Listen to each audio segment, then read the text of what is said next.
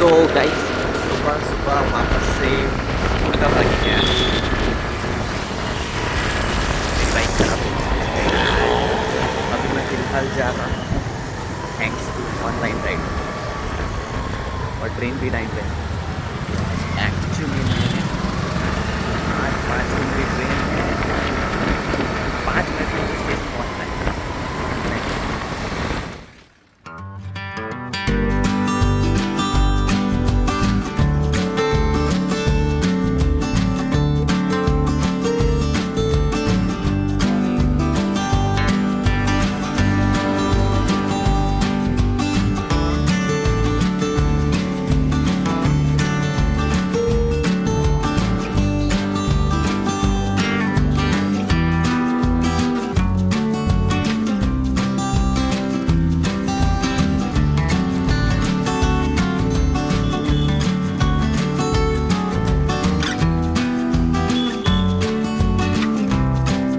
यार इतना crazy scene था।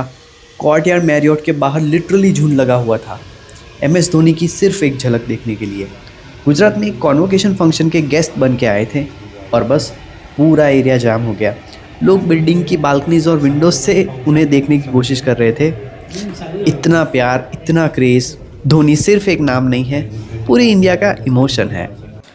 And yes, after the hectic day at the job, now I am at the dance class. So we have quick routine dance practice. उसके बाद घर जाएंगे and then dinner.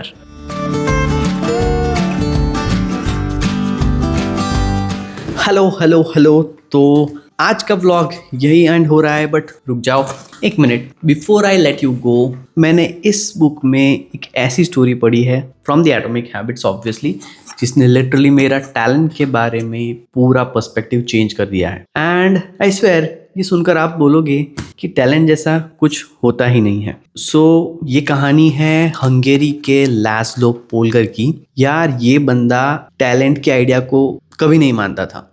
मतलब कि उनका कन्विक्शन इतना स्ट्रांग था कि भाई वो मानते थे कि जीनियस पैदा नहीं होते, वो ट्रेन किए जाते हैं। एंड सीरियसली उनका मंत्र था a genius is not born but is educated and train. और वो इस बारे में पक्के बिलीवर थे that if you do the hard work and deliberate practice you can achieve anything. So उनका कहना था कि प्रॉपर इंस्ट्रक्शन से कोई भी अपनी स्किल्स को एडवांस कर सकता है। सो इमेजिन, ये कितनी बोल्ड बात है ना, राइट? सो लाज़्लो ने अपनी इस थियोरी को टेस्ट करने के लिए चेस को चुना। क्यों? Because chess is the traditionally thought to require natural ability, right? उन्होंने क्लैरा, जो उनकी वाइफ है, उनसे शादी की and then this experiment was begin. और उन्होंने ये एक्सपेरिमेंट किया अपनी 3 बेटियों पे, Susan, Sofia and Judith. So to train them उन्होंने अपने घर को इस तरीके से डिजाइन किया था। उनका घर कैसा था पता है? It was totally game changer. उनका पूरा घर चेस बुक्स और फेमस चेस प्लेयर्स की फोटो से भरा हुआ था। सो उनकी पूरी लाइफ चेस के लिए डेडिकेटेड थी। बच्चे कॉन्स्टेंटली एक दूसरे के साथ चेस खेलते थे और बेस्ट टूर्नामेंट्स में compete करते थे। और वो इतने ऑर्गेनाइज थे कि वो हर कंपिटिशन की पैटर्न्स, हिस्ट्री, टूर्नामेंट हिस्ट्री का मेटिकुलसली फाइल सिस्टम मेंटेन रखते थे। उनका पूरा बिहेवियर गेम के प्रति वो पूरा ऑब्जर्व करके सीखते थे। सो जब एनवायरनमेंट इतना इंटेंस होना तो रिजल्ट्स तो आने ही थे। सो ये तीनों सिस्टर्स चेस प्रोडिजीज बनी। जूडिथ जो सबसे छोटी थी वो तो नेक्स्ट लेवल थी। 15 years and 4 months की उम्र में she became the youngest grand masters of all time, even younger than the legendary Bobby Fischer. So 27 साल तक she was the number 1 ranked female chess player in the world.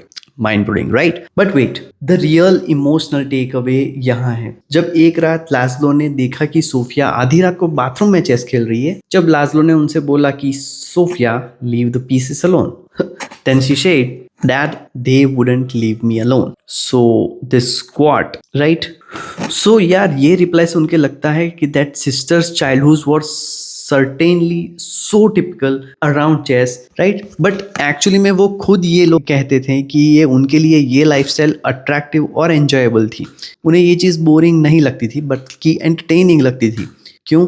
Because they grew up in a culture that prioritize chess. उन्हें इसके लिए praise और reward मिलते थे। उनके world में चेस के साथ ऑब्सेशन नॉर्मल था। सो दोस्तों, this is just the ultimate lesson from the atomic habit. जो हैबिट्स आपके कल्चर में नॉर्मल है वही आपके लिए सबसे अट्रैक्टिव बिहेवियर बन जाती है, right? So the Paul Girl story teaches us that the true genius is not about a hidden spark inside you, but it's about the relentless environment you build around you. So सोच के देखो, हमारी life में हम जिन चीज़ों को normal मान लेते हैं वही हमारी डेस्टिनी एक्चुअली में बन जाती है। सो अगर आप चाहते हो कि पढ़ना या फिटनेस आपकी आदत बन जाए तो उसकी अपनी लाइफ का नॉर्मल बना दो। आप अपना एनवायरनमेंट उसी तरीके से डिज़ाइन करो, राइट? तो बस अब मैं चलता हूँ। आई होप इस छोटी सी कहानी ने आपको मोटिवेट किया होगा। Remember, don't fight your environment, design it. मिलते हैं नेक्स्ट टाइम, तब तक के लिए keep building those atomic habits. Stay tune and keep hustling.